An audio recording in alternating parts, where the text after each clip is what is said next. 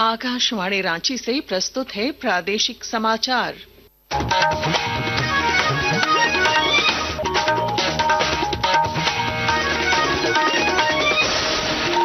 नमस्कार, प्रादेशिक समाचारों के साथ मैं पूनम किरकेट्टा। लोकसभा में आज आम बजट 2025-26 पर चर्चा हुई।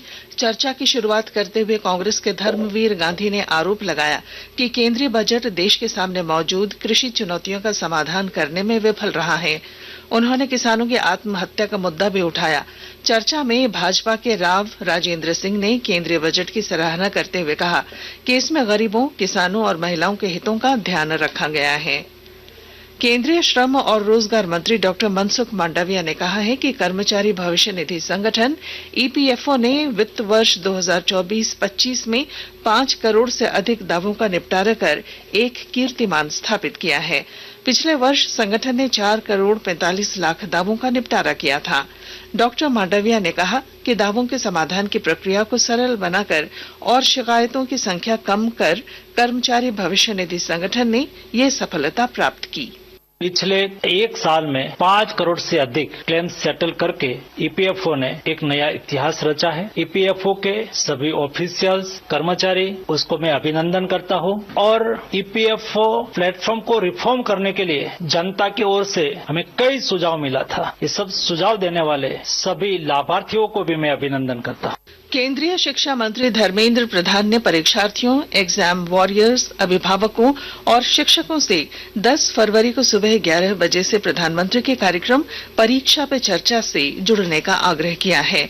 उन्होंने बताया कि इस बार लगभग 3.5 करोड़ की रिकॉर्ड संख्या में परीक्षार्थियों, अभिभावकों और शिक्षकों ने परीक्षा पे चर्चा के लिए रजिस्ट्रेशन कराया है।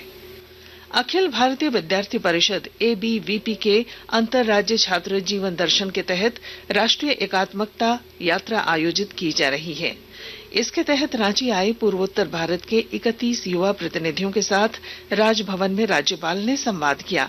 इस दौरान राज्यपाल ने देश के नव निर्माण में युवाओं की भूमिका और एक भारत श्रेष्ठ भारत पर बल दिया।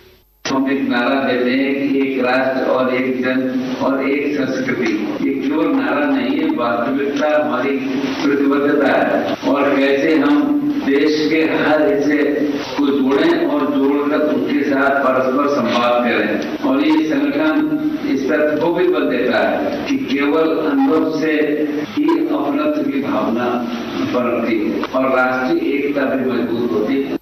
झारखंड हाईकोर्ट ने पत्थर खनन लीज मामले में तथ्य छिपाने के लिए राज्य सरकार पर 2 लाख रुपए का जुर्माना लगाया है।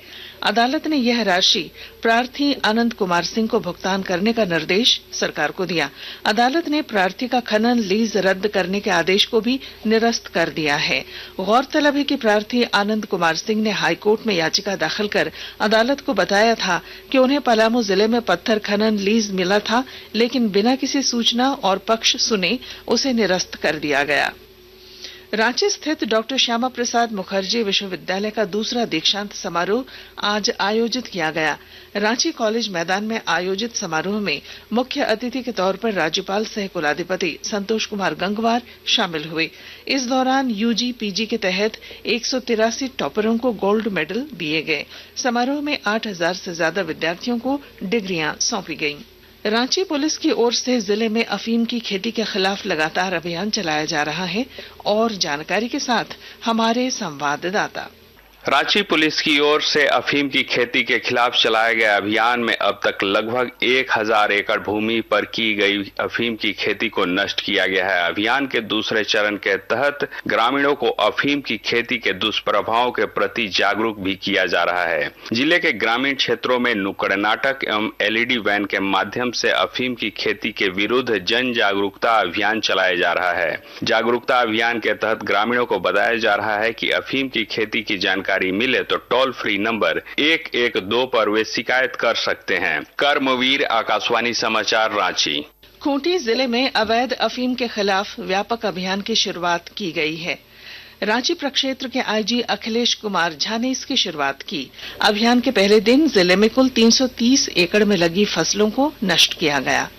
और इसके साथ ही आकाशवाणी रांची से प्रादेशिक समाचार का ये बुलेटिन समाप्त हुआ।